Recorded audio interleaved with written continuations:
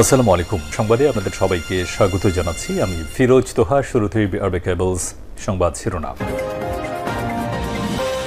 জানিয়ে দেব এই মুহূর্তে হাতে পাওয়া সর্বশেষ গুরুত্বপূর্ণ আপডেট বাংলা সংবাদ। শুরুতেই থাকছে, কোনো বিপ্লবীকে খুন করা হলে দায় সরকারের। বৈষম্য বিরোধী ছাত্র আন্দোলনের আহ্বায়ক হাসনাত আব্দুল্লাহ বলেছেন, কোনো বিপ্লবীকে যদি খুন করা হয় তাহলে এই সরকারকে তার দায়ভার নিতে হবে। অতি শিগগিরই পিলখানা হত্যাকাণ্ডের বিচার করতে হবে। আলেম ওলামাদের উপর যে হত্যাকাণ্ড ঘটানো হয়েছে সেগুলোর বিচার করতে হবে।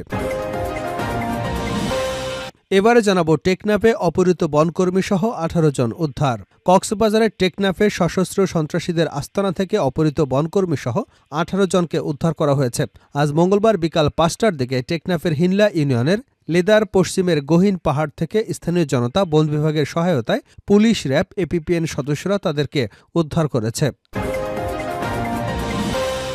জানাবো, বৈষম্য বিরোধী ছাত্র আন্দোলনের স্পষ্ট বার্তা, আগে বিচার ও সংস্কার। বৈষম্য বিরোধী ছাত্র আন্দোলনের সমন্বয়করা বলেছেন, শেখ হাসিনার মতো স্বৈরাচারকে বিতাড়িত করতে পেরেছে তারা, দেশও চালাতে পারবে। তরুণরা পেরেছে, তারাই পারবে। স্বৈরাচারের দোসরদের জায়গা এদেশে আর হবে না। তারা বলছে, আওয়ামী লীগের বিচার এবং দেশ সংস্কারের আগে কোনো নির্বাচন হবে না। এদিকে যেখানেই হাত দিচ্ছি সেখানেই সমস্যা আর অনিয়ম। স্বাস্থ্য উপদেষ্টা নূরজাহান বেগম বলেছেন, আমাদের সব জায়গায় সিস্টেমে সমস্যা আছে। এই যে বিভিন্ন আইন আছে, সেই আইনের প্রয়োগ, আইন না মানা, সেটা নিয়ে ফলো আপ করা হয় না। আইন নানান কারণে নাও মানা হতে পারে, যেমন জবাবদিহিতার অভাব। আবার অনেক ক্ষেত্রে জবাবদিহিতা থাকলেও সেটা নিয়ে কেউ চার্জ করে না। মন্ত্রণালয়ের কাজ করে দেখেছি, যেখানেই হাত দিচ্ছি সেখানেই সমস্যা আর অনিয়ম। এই অবস্থার উত্তরণে আমরা কাজ করে যাচ্ছি। এবারে থাকছে, সচিবালয়ে কিভাবে আগুন লেগেছিল জানালো তদন্ত কমিটি।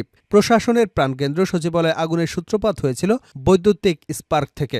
আগুনের ঘটনায় গঠিত উচ্চ পর্যায়ের তদন্ত কমিটির প্রাথমিক প্রতিবেদনে এ তথ্য উঠে এসেছে। মঙ্গলবার সন্ধ্যায় রাষ্ট্রীয় অতিথি ভবন যমুনার সামনে আয়োজিত প্রেস ব্রিফিংয়ে এ তথ্য জানান তদন্ত কমিটির অন্যতম সদস্য, বুয়েট অধ্যাপক ডক্টর মাকসুদ হেলালি। এবং সর্বশেষ জানাবো আন্তর্জাতিক সংবাদ। পুতিনকে নববর্ষের যে চিঠি পাঠালেন কিম।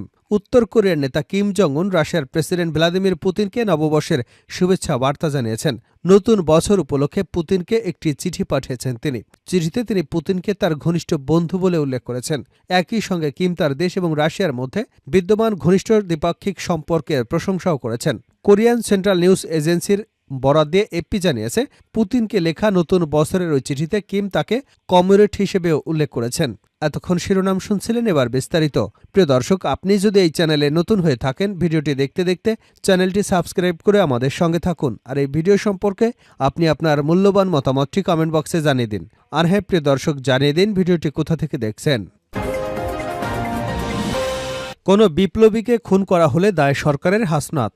বৈষম্য বিরোধী ছাত্র আন্দোলনের আহ্বায়ক হাসনাত আব্দুল্লাহ বলেছেন, কোনো বিপ্লবীকে যদি খুন করা হয় তাহলে এই সরকারকে দায়ভার নিতে হবে। অতি শিগগিরই পিলখানা হত্যাকাণ্ডের বিচার করতে হবে। আলেম ওলামাদের উপর যে হত্যাকাণ্ড ঘটানো হয়েছে সেগুলোর বিচার করতে হবে। মঙ্গলবার বিকেলে রাজধানীর কেন্দ্রীয় শহীদ মিনারে আয়োজিত বৈষম্য বিরোধী ছাত্র আন্দোলনের মার্চ ফর ইউনিটি শীর্ষক সমাবেশে এ মন্তব্য করেন তিনি। হাসনাত বলেন, আমাদের অভ্যুত্থান আওয়ামী লীগ মেনে নিতে পারেনি। এজন্য সচিবালয়, বিচারালয় ষড়যন্ত্র চলে। আগে চলত সতীদাহ প্রথা, আর এখন চলে নথিদাহ প্রথা। আমি বলতে চাই, আপনারা রিয়েলিটি মাইনে নেন। তিনি আরও বলেন, 5 আগস্টের পরে আমাদের আর কোনো শত্রু নেই। আমাদের একমাত্র শত্রু আওয়ামী লীগ। 15 জানুয়ারির মধ্যে জুলাই অভ্যুত্থানের ঘোষণাপত্র জারি করতে হবে। মার্চ ফর ইউনিটি সমাবেশে জাতীয় নাগরিক কমিটির সদস্য আক্তার হোসেন বলেন, এদেশের মানুষ এক নতুন বাংলাদেশ চায়। বাংলাদেশের মানুষ নতুন সংবিধান চায়। বাংলাদেশের মানুষ সংস্কার চায়। বৈষম্য বিরোধী ছাত্র আন্দোলনের নেতারা যখন জুলাই অভ্যুত্থানের ঘোষণাপত্র পাঠের আয়োজনের ঘোষণা দেয়, তখন অন্তর্বর্তী সরকারের পক্ষ থেকে সব রাজনৈতিক সংগঠনের সমন্বয়ে ঘোষণাপত্র পাঠের ঘোষণা দেওয়া হয়। এই ঘোষণা বৈষম্য বিরোধী ছাত্র আন্দোলনের বিজয়। অন্তর্বর্তী সরকারের কাছে বলতে চাই, অবিলম্বে 15 জানুয়ারির মধ্যে জুলাই অভ্যুত্থানের ঘোষণাপত্র পাঠ করতে হবে। তিনি বলেন, আগামী জাতীয় সংসদ নির্বাচনে নির্বাচিত প্রতিনিধিদের মাধ্যমেই নতুন সংবিধান হবে। আগামী নির্বাচন হবে গণপরিষদ নির্বাচন। সে নির্বাচনে নির্বাচিতরাই সংবিধান সংশোধন করবে। বাংলাদেশের মানুষের অসংখ্য চাওয়া আছে। আগামী নির্বাচনে যারা জয়ী হবেন তাদের সেই চাওয়াগুলো পূরণ করতে হবে। টেকনাফে অপহৃত বনকর্মী সহ 18 জন উদ্ধার। কক্সবাজারের টেকনাফে সশস্ত্র সন্ত্রাসীদের আস্তানা থেকে অপহৃত বনকর্মী সহ 18 জনকে উদ্ধার করা হয়েছে। আজ মঙ্গলবার বিকাল 5টার দিকে টেকনাফের হিনলা ইউনিয়নের লেদার পশ্চিমের গহীন পাহাড় থেকে স্থানীয় জনতা, বন বিভাগের সহায়তায় পুলিশ, র্যাব, এপিপিএন সদস্যরা তাদের উদ্ধার করেছে। বন বিভাগের টেকনাফে রেঞ্জ কর্মকর্তা আব্দুর রশিদ জানান, গতকাল সোমবার সকালে হিনলা ইউনিয়নের জাদিমুড়া পাহাড়ে বন বিভাগের জমিতে গাছের চারা রোপণ করতে গিয়ে বনকর্মীসহ 18 জনকে অপহরণ করা হয়। রাতে মুক্তিপণ দাবি করে অপহরণকারীরা ভুক্তভোগীদের পরিবারগুলোকে ফোন দিচ্ছে। মঙ্গলবার বিকেলে 18 জনকে উদ্ধার করা হয়েছে। র্যাব 15-এর সিনিয়র সহকারী পরিচালক ও অতিরিক্ত পুলিশ সুপার মোহাম্মদ কামরুজ্জামান জানান, উদ্ধার অভিযানে অপহরণে জড়িত 2 জনকে আটক করা হয়েছে। একই সঙ্গে অপহরণের চক্রটিও শনাক্ত করা সম্ভব হয়েছে। টেকনাফ মডেল থানার ভারপ্রাপ্ত কর্মকর্তা মোহাম্মদ গিয়াসউদ্দিন জানান, উদ্ধারকৃতদের পাহাড় থেকে বের করা হচ্ছে। তাদের থানায় আনা হলে জিজ্ঞাসাবাদ করে বিস্তারিত তথ্য সংগ্রহ করা হবে। বৈষম্য বিরোধী ছাত্র আন্দোলনের স্পষ্ট বার্তা, আগে বিচার ও সংস্কার। বৈষম্য বিরোধী ছাত্র আন্দোলনের সমন্বয়করা বলেছেন, যারা হাসিনার মতো স্বৈরাচারকে বিতাড়িত করতে পেরেছে তারা দেশও চালাতে পারবে। তরুণরা পেরেছে, পারবে। স্বৈরাচারের দোসরদের জায়গা এদেশে আর হবে না। তারা বলেছেন, আওয়ামী লীগের বিচার এবং দেশ সংস্কারের আগে কোনো নির্বাচন হবে না। মঙ্গলবার কেন্দ্রীয় শহীদ মিনার প্রাঙ্গণে মার্চ ফর ইউনিটি কর্মসূচিতে এসব কথা বলেন নেতারা। বৈষম্য বিরোধী ছাত্র আন্দোলনের ডাকে সাধারণ জনতা এবং শিক্ষার্থীদের ঢল নামে কেন্দ্রীয় শহীদ মিনার এলাকায়। সমাবেশস্থল পরিপূর্ণ হয়ে ওঠে। মিছিল আর স্লোগানে উত্তাল ঢেউ খেলে। শহীদ মিনার এলাকায় সরজমিনে এমন চিত্রই দেখা যাচ্ছে। অনুষ্ঠানের বিকাল 3টায় হবার কথা থাকলেও শুরু হয় 1 ঘণ্টা পরে। 1 মিনিট নীরবতা পালন হয় জুলাই আগস্টের শহীদদের স্মরণে। মঞ্চের দুপাশে আন্দোলন শহীদ এবং আহতদের পরিবারের জন্য সংরক্ষিত জায়গা রাখা হয়। মঞ্চ থেকে মাইকে স্লোগান দেন বৈষম্যবিরোধী ছাত্র আন্দোলনের নেতারা। স্লোগান দেন, ক্ষমতা না জনতা, জনতা জনতা, গুলাম না আজাদি, আজাদি আজাদি, দিল্লি না ঢাকা, ঢাকা ঢাকা ইত্যাদি বিভিন্ন ধরনের স্লোগানে মুখর হয়ে ওঠে এলাকা। সমাবেশে আগত সাধারণ শিক্ষার্থীদের হাতে জুলাই আগস্টের স্মৃতি সাধারণ কার্ড, প্ল্যাকার্ড, ব্যানার দেখা গেছে। সমাবেশে প্রামাণ্যচিত্র প্রদর্শন করা হয়েছে। এতে 2009 সালের পিলখানার ঘটনা তুলে ধরা হয়েছে। 2013 সালে শাপলা চত্বরে হেফাজতের কর্মীদের উপর নৃশংস হামলার ঘটনা দেখানো হয়েছে। গুম হয়ে যারা ফিরে এসেছেন তাদের বিবরণ, আয়নাঘরের বিবরণ, গুম হওয়া পরিবারের আর্তনাদ, ক্ষোভ ও দাবি তুলে ধরা হয়েছে। সেই সাথে গুম বিষয়ে মানবাধিকার সংগঠন মায়ের ডাকের ভূমিকা এবং গত 16 বছর বিএনপির উপর কিভাবে নির্যাতন, নিপীড়ন হয়েছে সেটিও ফুটে উঠেছে। বৈষম্য বিরোধী ছাত্র আন্দোলনের সূত্রপাত 5 জুন কোটা বিরোধী আন্দোলনের মাধ্যমে প্রথম ব্লকেড কর্মসূচি, তারপর সরকারের হত্যাকাণ্ডের বিরুদ্ধে জনতা ফুঁসে ওঠে। 1 দফার মাধ্যমে স্বৈরাচার শেখ হাসিনার পতন, এসব উঠে এসেছে প্রামাণ্যচিত্রে। স্লোগানের ফাঁকে ফাঁকে নেতারা বলেছেন, যারা জুলাই আগস্টে নৃশংস হত্যাকাণ্ডের বিচারের আগে কোনো কিছু চায় তারা গণঅভ্যুত্থানের শত্রু। পাবলিক, প্রাইভেট, মাদ্রাসা কোনো ভাইকে আমরা ভুলি নাই। আমরা সবাই মিলে গণঅভ্যুত্থান করেছি। বৈষম্য বিরোধী ছাত্র আন্দোলনের অন্যতম সমন্বয়ক হাসনাত আব্দুল্লাহ বলেন, আমরা বিচার বহির্ভূত হত্যাকাণ্ডের বিচার এখনও নিশ্চিত করতে পারিনি। শাপলা চত্বরে লাইট নিভিয়ে ধর্মপ্রাণ মুসলমানদের হত্যা করা হয়েছে। বিডিআর বিদ্রোহের নামে দেশপ্রেমিক সেনা কর্মকর্তাদের হত্যা করা হয়েছে। এর বিচার করতে হবে। আমাদের একমাত্র শত্রু আওয়ামী লীগ।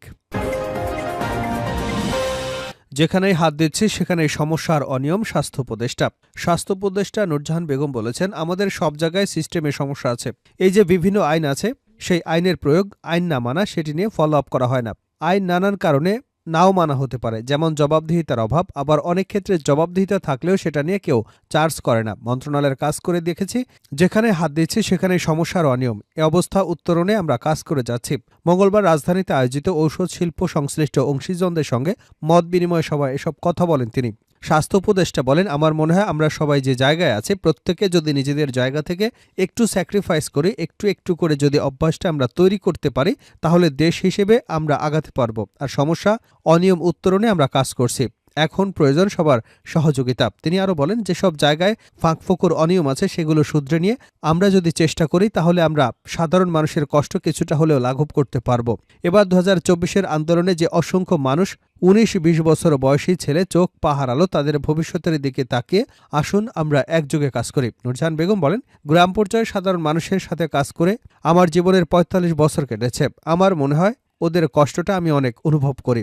মাস 2 আগে হোসেন জিলুর আমাকে এখানে একটা প্রেজেন্টেশন দিয়েছেন। তিনি বলেছেন 8 থেকে 9% মানুষ দরিদ্র থেকে দরিদ্রতর হয়ে যাচ্ছেন ঔষধ শিল্প এবং চিকিৎসা ব্যয় মেটাতে গিয়ে, কিন্তু সেখানেও তারা কোনো স্যাটিসফ্যাকশন পাচ্ছে না। যদি ডাক্তার, মন্ত্রণালয়, যারা ওষুধ প্রস্তুতকারী, বিক্রেতা, সবাই যদি নিজেদের জায়গা থেকে আমরা একটু চেষ্টা করি, তাহলে আমাদের দেশের সাধারণ মানুষকে এই ব্যয়ভার থেকে কিছুটা হলেও স্বস্তি দিতে পারব। ভ্লাদিমির পুতিনকে নববর্ষের যে চিঠি পাঠালেন কিম।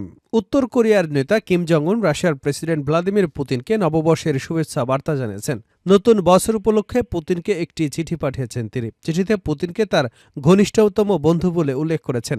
একই সঙ্গে কিম তার দেশ এবং রাশিয়ার মধ্যে বিবাদমান ঘনিষ্ঠ দ্বিপাক্ষিক সম্পর্কের প্রশংসা করেছেন। খবর এফপির। কোরিয়ান সেন্ট্রাল নিউজ এজেন্সির এর বরাত দিয়ে এফপি জানায়, পুতিনকে লেখা নতুন বছরের ওই চিঠিতে কিম তাকে কমিউনিট হিসেবে উল্লেখ করেছেন। আগে থেকেই প্রতিবেশী রাশিয়ার সঙ্গে উত্তর কোরিয়ার সম্পর্ক ভালো ছিল, তবে ২০২২ সালের ফেব্রুয়ারিতে রাশিয়ার ইউক্রেন আক্রমণের পর থেকে দুদেশের মধ্যে গভীর রাজনৈতিক, সামরিক এবং সাংস্কৃতিক সম্পর্ক সৃষ্টি হয়েছে। পুতিন এবং কিং একাধিকবার তাদের ব্যক্তিগত ও ঘনিষ্ঠতার দাবিও তুলে ধরেছেন।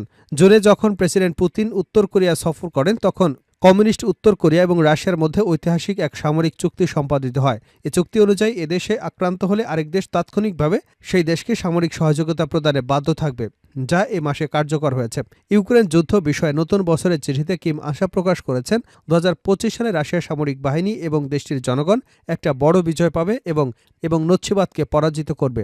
আমেরিকা এবং দক্ষিণ কোরিয়ার অভিযোগ করে আসছে, ইউক্রেন যুদ্ধে অংশ নিতে উত্তর কোরিয়া রাশিয়াতে ১০,০০০-এরও বেশি সৈন্য পাঠিয়েছে। এসব সৈন্য সরাসরি যুদ্ধে অংশ নিচ্ছে বলেও দাবি করা হচ্ছে।